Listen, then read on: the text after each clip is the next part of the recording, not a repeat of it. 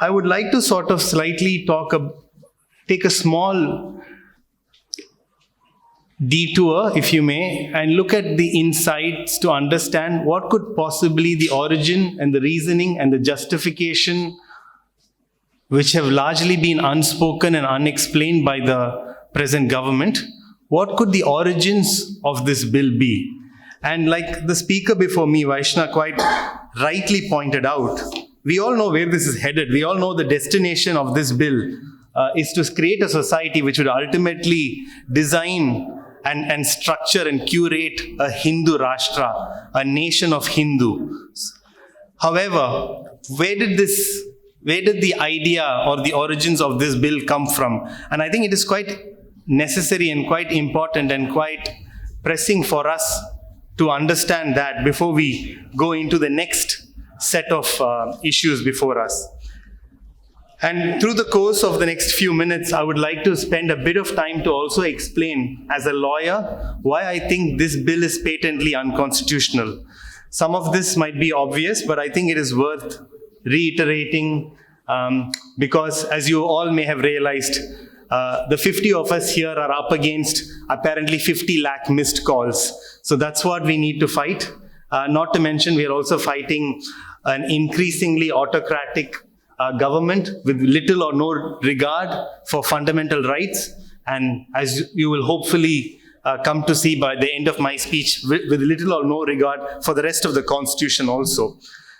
Firstly, this bill is patently unconstitutional because it violates the core of Article 14. Now, Article 14 is the most important element of our Constitution. Simply said, it is the right to equality. It says that the state shall not deny to any person equality before the law, or the equal protection of the law within the territory of India. It's a very simple two-part article, but I think it is worth us understanding what it means in detail. The state shall not deny, and please read or understand the next word carefully. The state shall not deny any person. So it does not talk about citizens. It does not talk about a group of persons. It says any person. Equality before law, and this second part is equally important. It also says that the state shall not deny equal protection of the law. Now, equal protection of the law is an interesting concept. Today, it means that any law that is made, any rule that is made by the government of India or the state governments must not discriminate against any class of persons, which is pretty much fundamentally what this bill does. Most of you would have read. I will not, like I said, go into the nuances of this law, but this law discriminates against minorities. It discriminates quite obviously against Muslims. There is also a very convincing case, a persuasive case, that it discriminates against Tamils who would come from Sri Lanka, and so on and so forth. Ultimately, this law is being made in a very careful manner, which further advances the RSS propaganda. And I will tell you why. And I will tell you why this is also problematic.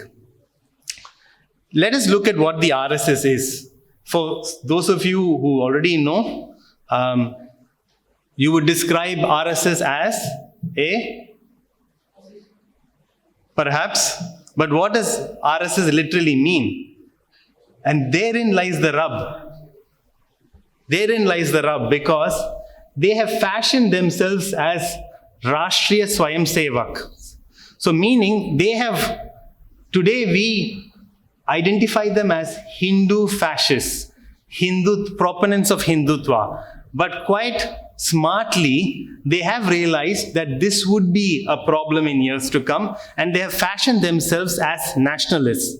The first and probably the greatest trick used by RSS and its founders, be it Hegdewar or Golwalkar, was to fashion this as a nationalist movement, when clearly it only advanced the interests of one religion. So the idea for them is nationalism equals Hinduism, which, as any person here or anywhere else would know, is patently false. Nationalism is not equal to Hinduism. So the RSS propaganda over the last 100 years has always been antithetical to what they consider to be Western notions: democracy, socialism, communism, so on and so forth. And I say this with some certainty because I have read some of what Golwalkar had written. And I want to specifically on this stage read a couple of these paragraphs because it is important for us to understand where much of the motivation for this particular law comes from.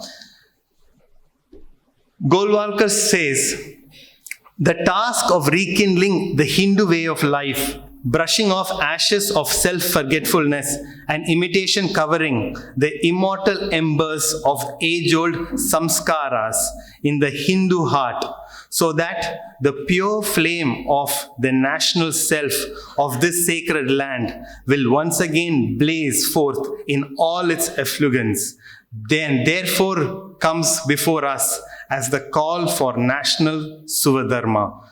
As you can see repeatedly, and this is perhaps something that politically many of us have not done enough of in the last many years, 50 years or 30 years, to have clearly exposed what the RSS and its affiliates like the VHP and obviously the BJP have continued to talk about. This entire structuring of Hinduism as nationalism is quite, according to me, quite frankly, the reason we are where we are as a country today. We have a government that believes in brute majoritarianism and a government which, true to the teachings of their guru Golwalkar, abhors democracy, abhors socialism, would rather see a Hindu way of life take shape in this country. And you would think that people who are RSS workers, and some of them do read and write quite a lot, and it still surprises me whenever I read what they say about key events of India. You know, lot of even the Home Minister's speeches around the Citizenship Amendment Act have been on partition and the great tragedy that has happened around then. And I think it is quite instructive to understand what Golwalkar says about partition. So about partition in 1947, this is what Golwalkar has said. He asks, is this fiery and heroic aspect of devotion to our motherland alive in our hearts today? He further asks, if that spirit had been there in our leaders and in our common folk, would partition have taken place? I am quite astounded.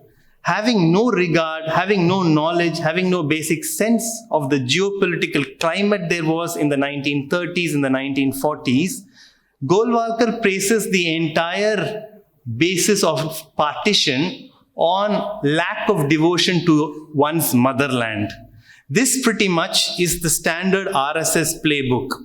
They will not talk geopolitics. They will not engage in international affairs. They will not talk about anything that is worth reading in a university. Everything has to come down to bhakti, devotion, concept of holy land, the sacred soil, and anybody who does not adhere to their principle is a betrayer, is a traitor. Now this, according to me, has been what has carefully been cultivated by RSS and their affiliates, and that is the reason why this bill has come and has taken shape the way it has.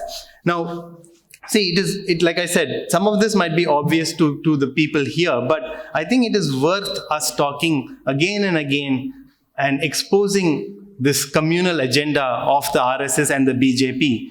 I mean, gone are the days where you could just say that you believe that Hinduism was a way of life and that we are the most tolerant society. If you continue to believe so, then I think you must reread the Citizenship Amendment Act, because nothing that what they have claimed Hinduism to be is reflected in the actual words and phrases of that bill. So the task before us is quite clear. We must rip open the mask of the RSS and the disguise that they have portrayed and expose the bigotry and hatred towards other religions.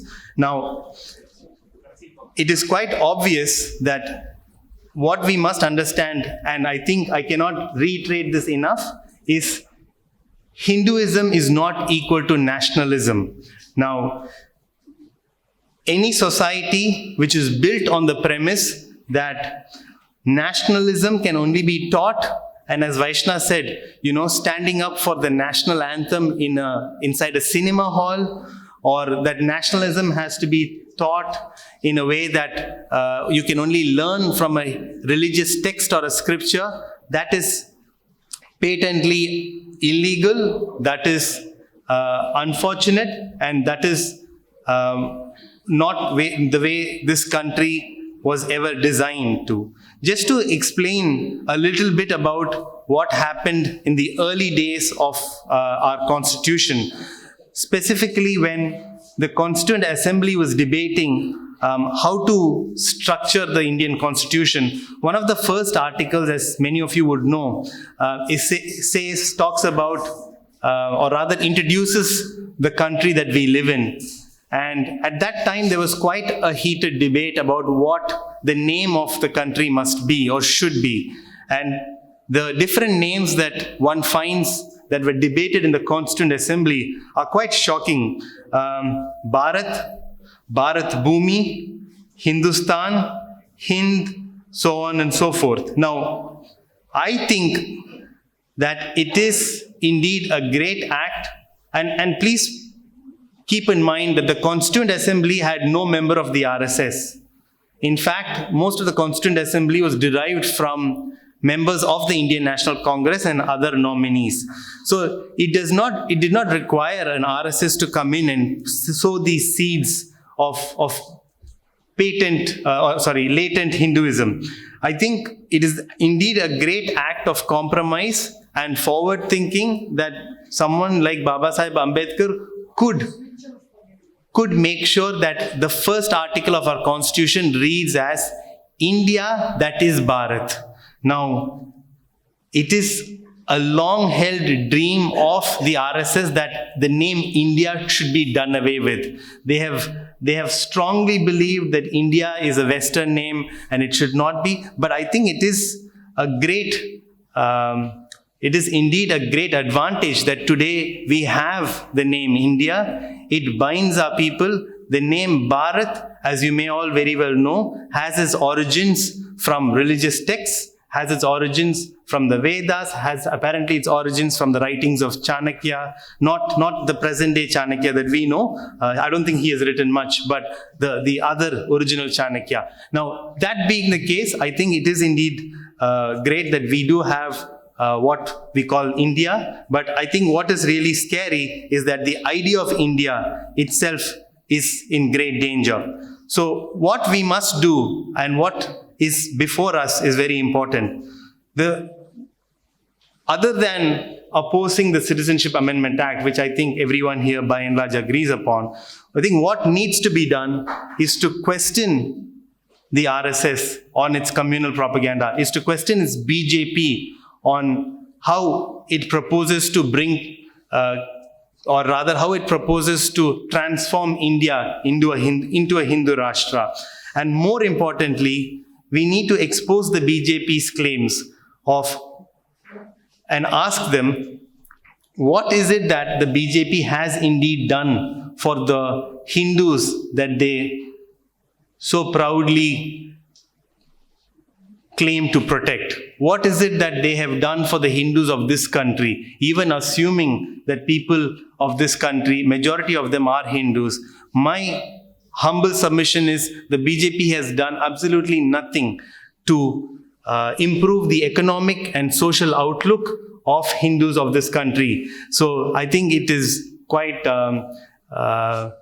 pointless for us to even ask what the BJP will do for other minorities and other religion. Now, I think many of you in the last week would have heard a number of leaders speak about the preamble of the Constitution and the Constitution itself. And I think it is worth going back to one particular part in our country's history in the very early days when we were indeed preparing and drafting a constitution to understand where we are today. And that point of time, as you all know, we have the constitution which was adopted on 26 November 1949. And as you all very well know, the Constituent Assembly, which was formed 3 years prior to that, had in fact drafted and resolved to put together the constitution. Now, the preamble of the Constitution is actually derived from something called the Objectives Resolution. The Objectives Resolution was actually a set of objectives which were drafted in 1946, and they were discussed in 1946 and 47 by the Constituent Assembly members to understand, or rather to plan, what the Constituent Assembly must do. And it is interesting to read, and I would like to read, because as they say, any discussion on BJP cannot ignore Pakistan, Muslims and Nehru. I've already touched upon Pakistan and Muslims, so I think it's appropriate that I read Nehru's speech when he moved the Objectives Resolution on 13th December 1947. So he moves the Objectives Resolution before the Constituent Assembly, or the to be formed Constituent Assembly, and Nehru says these words. He says, "We have just come out of the World War, and people talk vaguely and rather wildly of new wars to come." US and Iran, really. At such a moment, this new India, Nehru's words, new India, is taking birth, renascent, vital and fearless. Perhaps it is a suitable moment for this new birth to take place out of this turmoil in the world. But we have to be clear-eyed at this moment. We who have this hearty task of constitution building.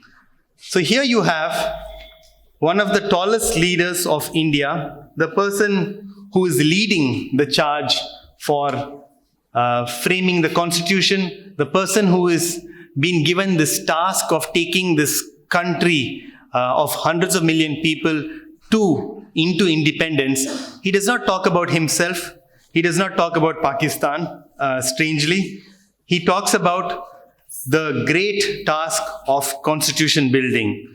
My friends, today, almost 60, 70 years later, we are staring at an interesting time where I think we must focus on the task of constitution safeguarding. And I think that would be the best tribute we could give to the people who have left us with the constitution and the idea of India. Thank you.